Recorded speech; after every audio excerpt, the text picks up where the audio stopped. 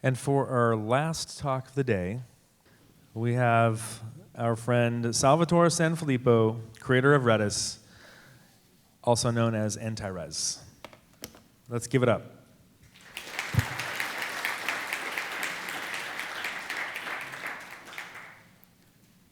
Hello again. Just allow me to use a few minutes to set up my laptop, because my presentation is completely in the whiteboard, so if the connection doesn't work, there is some problem for us.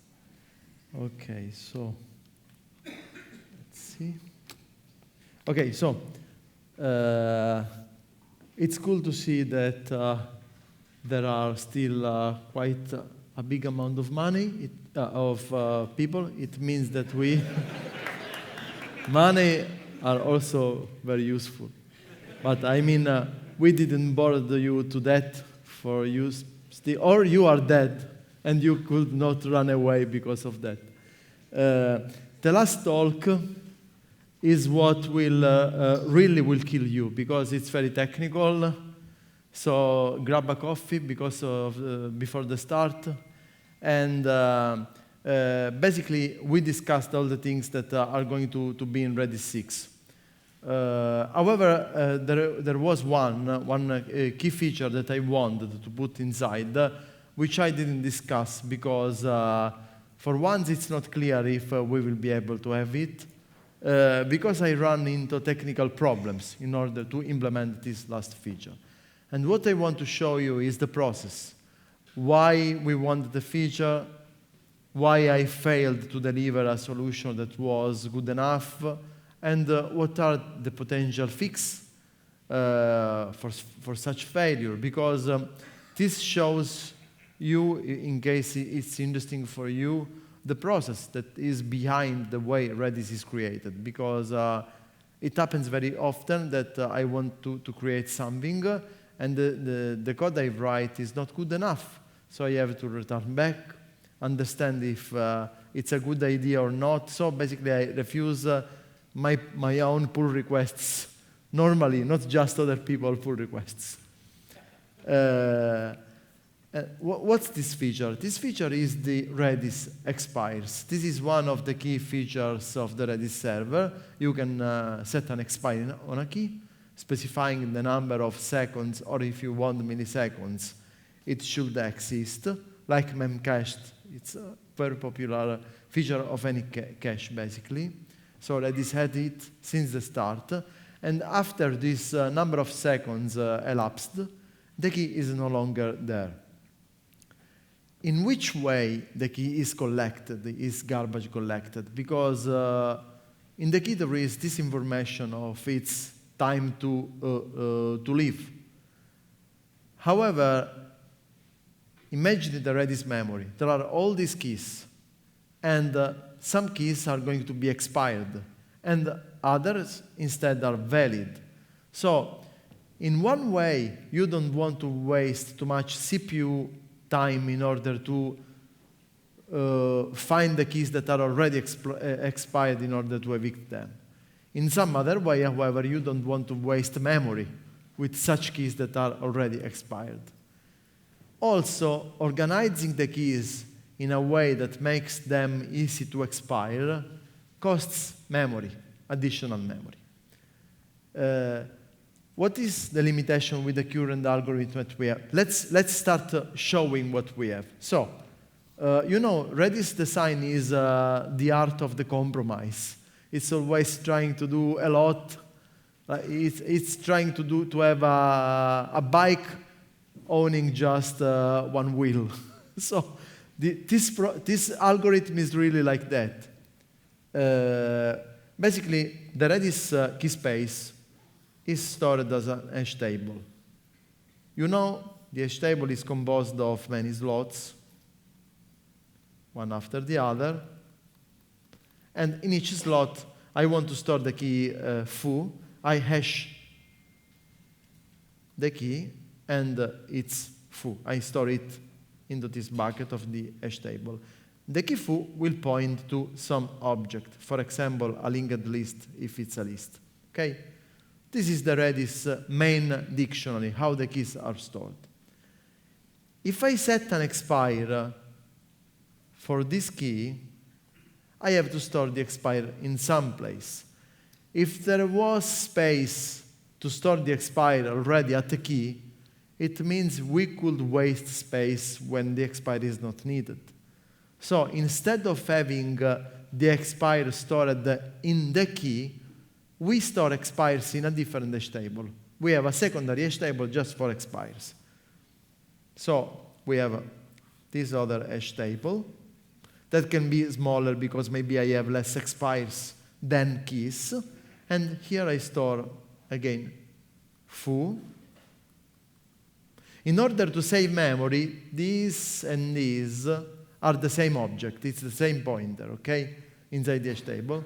And here I set the Unix time at which this key will expire.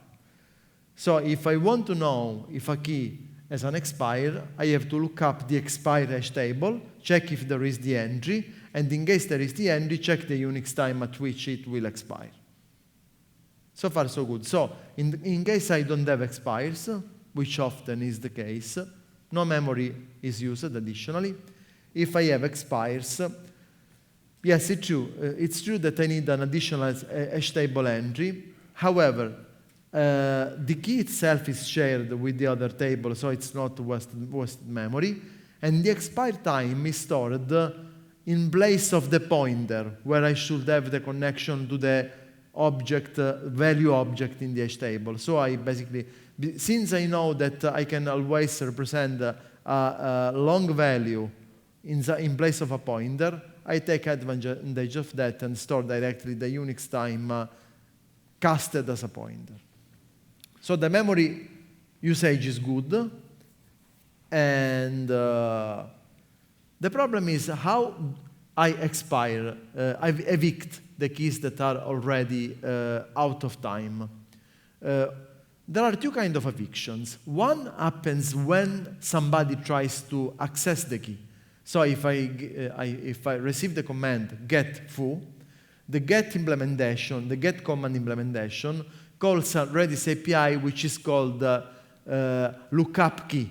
Lookup key checks if the key exists. It exists, checks if it has an expire. And if it is already expired, the key gets removed and the API returns null to the caller, to the get command, to say this key does not exist at all.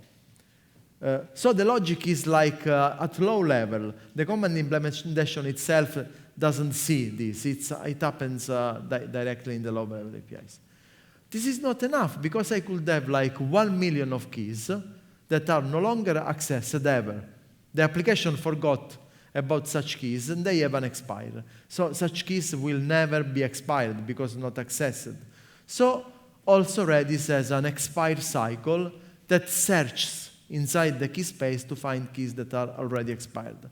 How this happens? It happens via random sampling, because in this kind of implementations, we don't have any data structure that sorts the keys for expire time. So what I need to do is sampling,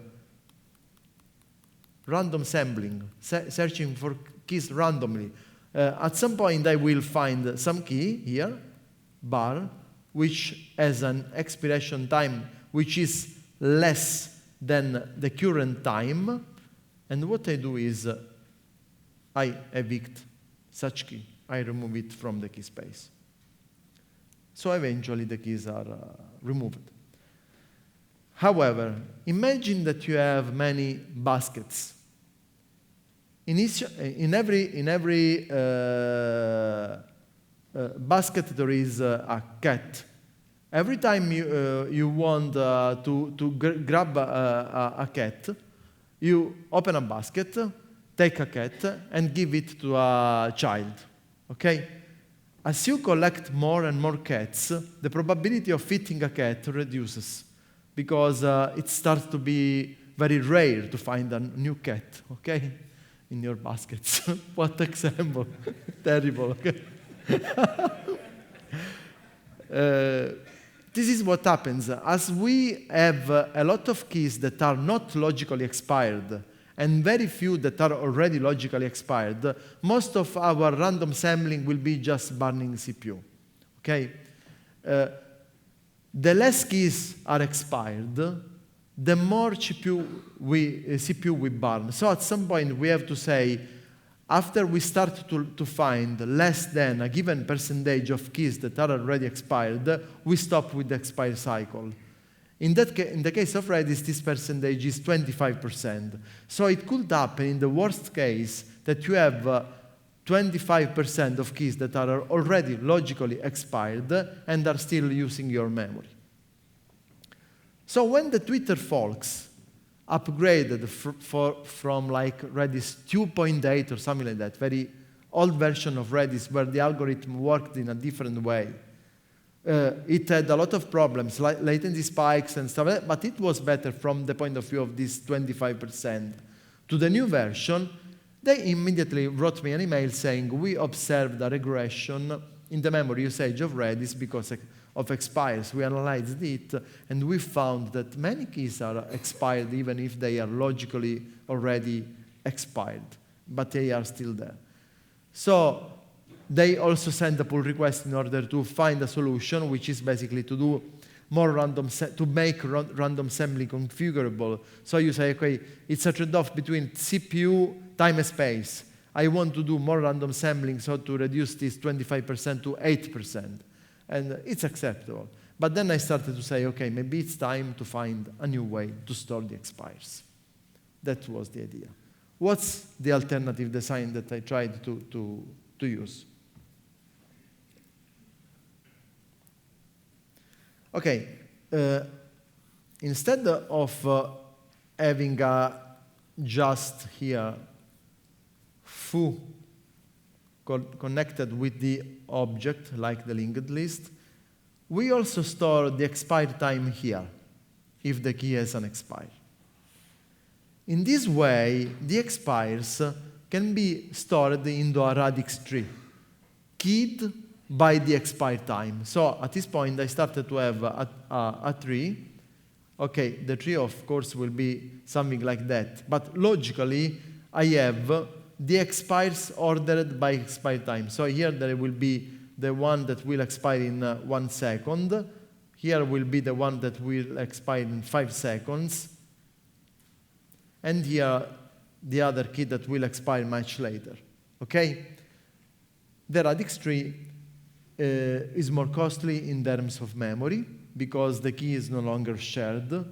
The radix tree will store the key inside the tree itself. However, in this way, when I have the collection cycle and I want to evict the keys that are already expired, I just say, what's the current Unix time? Okay, I keep visiting my radix tree till I find keys that have an expire time which is smaller than the current time. So at this point, I completely eliminated the problem of having keys that are keeping memory while being already logically expired. There is another advantage. In the old design, basically the keys are not evicted in the logical order. You can pick one key that is expired for 5 minutes and then hit one that was expired just by 2 seconds. Normally this is not a problem because it's not a user-facing stuff. However, because Redis implements key space notifications, there were people interested, and one of the notifications that you can listen for is keys expired. There were people that were interested in using Redis as a timer server. So basically you set a key with a given expire and then listen for messages when the key is expired in order to have basically a timer for free with millions of timers. It's a legitimate use case. It's a useful use case. So basically we fixed 2 things. Another thing that we fixed is that at this point we have here this complex object which is called the key object that now have space to store more stuff. Especially, it was interesting to store there the LFU, LRU information. Because right now, Redis stores the LFU, LRU information into the object, in the value object. Because in the key there is no space, it's just a string. If you have the LFU, LRU, do you know what is LFU, LRU? No, it's the information that we need when there is a max memory set in order to remove the keys that are less useful for the application. It means that when max memory is set, we can no longer use, for example, shared objects. Redis normally use shared objects for very common values. 0, 1, 2, up to 10,000 are all shared objects created at server startup. And when you store like 999 inside a key, we don't really create a new object, we use a shared object. However, if the object LFU, LRU information is shared, we no longer know what key to evict because of max memory. So having instead this information where it belongs to the key also fixed a lot of problems. So I said, okay, this design is so cool, let's implement it. And I started to implement it. Just the latest 2 months, I worked at it a lot. And I ended with an implementation that consisted of 1,000 lines of code added, 1,000 removed, because I had to refactor a lot of the Redis internals. And then when I tested the implementation, it basically sucked. Because I had, I was very willing to put the work on it. If it was just a matter of work, okay, I will put the work and I will have better stuff. However, it has 2 serious regressions. One is memory usage, because the new key object, not much the radix tree instead of the hash table stored to store the expire, but the new key object is fatter. And why I need the expire time in the key object? Because if the expire is modified, I need to look up the expire in the radix tree to remove it and add a new one. So it's mandatory in this kind of design to have the expire time in the key as well. Another very big regret, the memory usage jumps when you use, even if you don't use expires, it's 50% more, like it's devastating in Redis terms. The other problem is the regression in loading RDB files, because to set an expire now is more costly. There were also good things. For example, the server is generally faster because the key object allows to have the... when I look up a key, when I call lookup key, and there is a function which is called that is expire if needed, now the expire if needed function just needed to look at the key, no other access to the other expire hash table. So the server is a bit faster in general. There are good things and bad things, but as it is, in my opinion, is a bad deal. There are ways to improve it. One is to make the key object more compact, and the other one is that I believe that the loading time regression is because of the radix tree and the exact storage I'm using for the keys of the radix tree. Because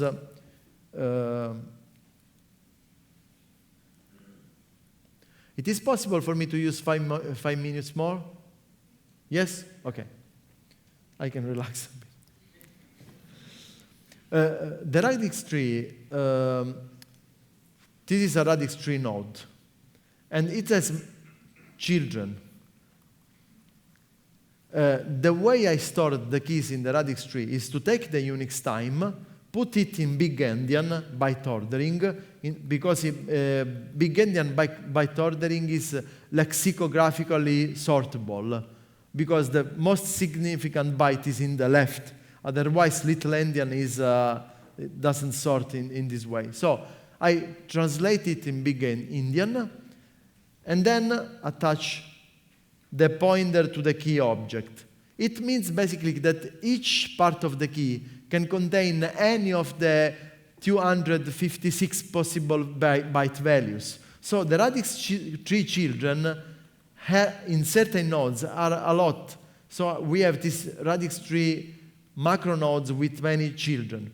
It means that when the radix tree, I need to search the radix tree, I have to jump and check many children in order to find the right one and continue my search. This can be improved in two ways. Making a better implementation of the radix tree is one possibility in order, for example, if the child node is too big, use binary search instead of linear scanning, or just micro-optimize it in order to be faster. Another very simple thing is to change the encoding. Instead of translating the expire time into big Indian, also make it double the size and store 4 bits in each byte, so that the cardinality reduces for 256 to 16 possible values. So it's possible to fix that. However, at this point, I'm starting to have the feeling that it's too late in order to meet the release date of Redis 6 in December. And if you do a quick math, Redis is 10 years old, and we are at Redis 6. It means that we have a very slow release time, more than one year on average. So to delay it even more, it's not a good solution. So what I thought is, let's try one thing. We take the old algorithm, but we augment it with the radix tree. How is that possible? This is the new branch I'm working on these days. So basically you have the old hash table, and there is the key as usually, this which is linked to a value and so forth. Then there is the expires hash table normally, and is associated with the expire Unix time. However, what I can do is the following. When I do the random sampling and I test different slots, when I find a slot that is not expired, instead of throwing this information away, I say, okay, I will take a radix tree which is inside just 1% of the number of expires that I have, and I invent an admission policy for this new information. If the key is about to expire compared to the data I already have in the radix tree, I put such information inside. This small radix tree is just a hint for the expire cycle to work better. So in the next iteration, I start trying to expire the keys that I have in the radix tree that are very likely to be expired. Since it's just a hint, I don't need to modify it in case the expire information changes. I will just find it's no longer valid, and who cares, and whatever. With this mixed solution, I should be able to basically drop this 25% of idle keys to a very small value without making huge design changes. And also using little memory. There is only the problem of the time that we use in order to fill this radix tree. However, there is a very nice trick that we can use. Basically, we store which is the key that we have in this small hints radix tree that is the farthest to expire. Every time we sample a key which is even farthest than that, we don't even bother to check the radix tree. So we have basically this cached information. So I think it should work very well. Also, the percentage of memory we can want to use for the expires hints can be configurable. Instead of fixed 1%, one can say, okay, I want more precision in the expire. I use 5%, 3%, and whatever. In this way, basically, we have a middle ground from jumping to the void of the new implementation that has these regressions. We start using really a radix tree for that. We can reuse some of the code I already wrote and check how it works. For the Redis 6 release could be a good middle ground. And then for Redis 7, maybe it will be finally time to do the bold move and completely switch the design, but to one without such huge regressions. Okay, that's it. Thanks.